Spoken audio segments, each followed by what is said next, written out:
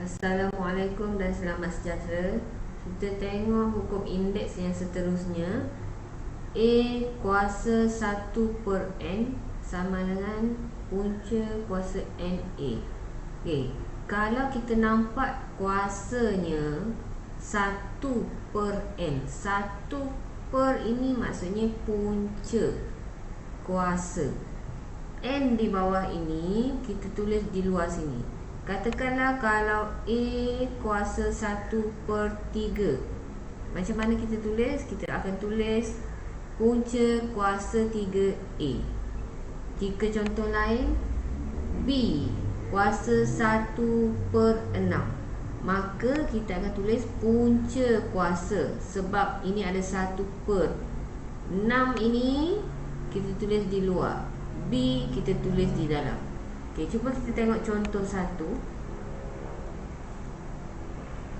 Contoh 1, hitung nilai setiap sebutan berikut. 64 kuasa 1 per 3. Maka kita akan tulis punca kuasa 3 yang di bawah ni kita tulis di luar, 64 ini kita tulis di dalam. Okey, sekarang kita kira punca kuasa 3 64 ini guna kalkulator. Okey, sekarang kita sudah tulis tadi punca kuasa 3 64. 3 punca kuasa 3 ni tadi, 3 ni kita tulis, kita type dulu, tekan dulu dekat kalkulator, kemudian kita tekan button shift, tekan button simbol ni, tekan nombor 64, tekan sama dengan, okay, kita akan dapat nanti jawapannya ialah 4. Cuba kita lihat contoh B. 625 kuasa 1 per 4. Kuasa 1 per 4, kita tulis dulu punca kuasa 4 dekat bawah ni, kita tulis dekat luar. 625 kita tulis dekat dalam. Okey, sekarang kita tekan kalkulator. 4 shift simbol ni 625 sama dengan, kita akan dapat berapa? Kita akan dapat 5. Okey, sekarang kita lihat dalam jadual ini ada beberapa bentuk. Kita tengok yang di atas ini ialah M, yang di bawah ini ialah N. Kuasanya tu, indeksnya tu atas M, bawah N. Jadi yang ini 2 ini ialah M, 5 ini ialah N. Kita nak tukarkan, nak tulis ke dalam bentuk yang macam ni. Jadi kita tulis bracket, tulis nombor 3. M yang mana? Yang 2. Jadi kita tulis 2 bracket, kemudian 1 per N ialah 5. Okey, kita tengok bentuk yang seterusnya. Bracket A 1 per N, N nombor 5, bracket M nombor 2. Okay, sekarang kita tulis bentuk punca kuasa. A ialah 3, M yang di dalam ni ialah M dia ialah 2, di luar ni ialah N 5. Seterusnya punca kuasa 3. Di sini ialah N dia ialah 5. Kemudian bracket atas sini ialah M 2. Cuba kita buat 5 kuasa 3 per 4. 3 ini ialah M, 4 ini ialah N. Jadi kita tulis ke dalam bentuk bracket macam ni, 5 M dia ialah 3, bracket 1 per N ialah 1 per 4. Seterusnya 5, kemudian 1 per N, 1 per N dia ialah 4, M dia ialah 3. Seterusnya 5. M ni ialah 3, N ini ialah 4. Yang terakhir, punca kuasa 5, N ialah 4, M ialah 3. Maka di sini kita boleh lihat ada beberapa bentuk yang kita boleh tulis, iaitu ada 4 bentuk di sini yang kita boleh tulis. Okey, sekarang kita pergi lihat yang seterusnya. Contoh 3, lengkapkan sebutan di bawah.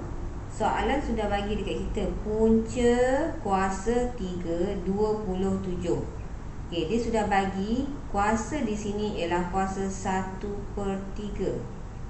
Di dalam ini dia sudah bagi 3. Maka kita kena fikir 3 ini nak jadi 27 kena darab berapa kali. Jadi nak senang cerita, kita buatkan tekan 3 darab 3 berapa?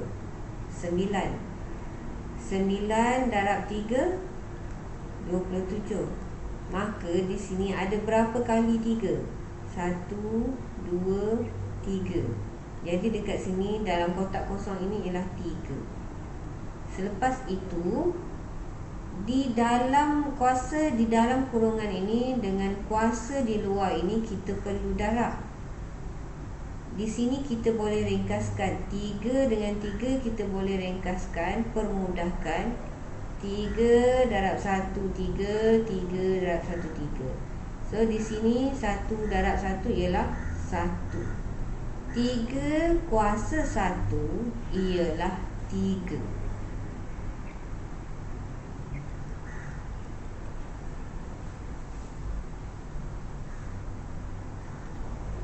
Okay, ini bermakna kalau ada nombor lain 4 kuasa 1, nilai dia ialah 4.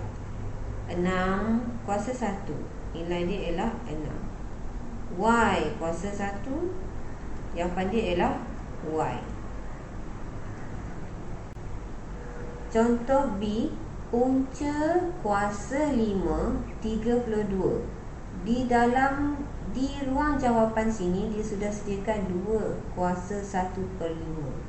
Okey, cuba kita semak kenapa dia 1/5. Cuba kita semak. 2 darab 2 berapa? 4. 4 darab 2 8. 8 darab 2 16. 16 darab 2 32.